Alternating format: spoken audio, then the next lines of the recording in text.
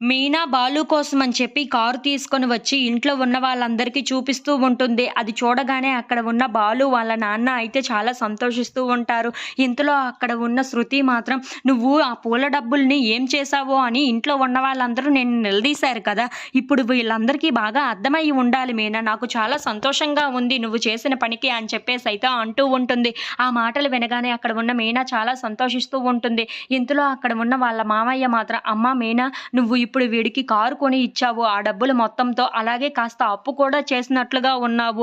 ఎందుకమ్మా ఇదంతా అని చెప్పేసైతే అంటూ ఉంటాడు. ఆ మాటలు వినగానే అక్కడ ఉన్న మీనా మాత్రం అదంతా నాకు తెలియదు మావయ్య.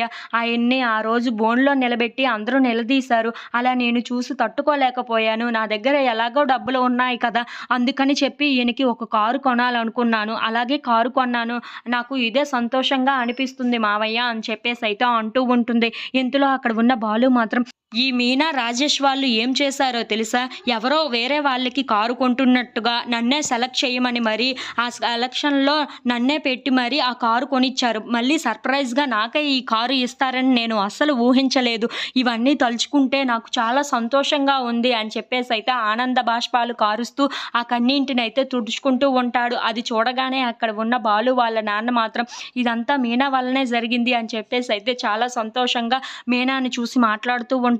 అది చూడగానే అక్కడ ఉన్న మీనా మాత్రం ఇదంతా ఎందుకండి ఇప్పుడు మనందరం చాలా సంతోషంగా ఉన్నాం. అదే చాలు అని చెప్పేసైతే అంటూ ఉంటుంది. ఇంతలో అక్కడ ఉన్న బాలు మాత్రం మీ అందరికీ ఇంకొకటి చూపించాలి రండి అని చెప్పేసైతే కారు వెనకాతలకి తీసుకొని వెళ్తూ ఉంటాడు. ఇంతలో అక్కడ బీఎం లవ్ అని చెప్పేసైతే రాసి ఉంటుంది. అది చూడగానే అక్కడ ఉన్న బాలు అయితే బి అంటే బాలు, ఎం అంటే మీనా.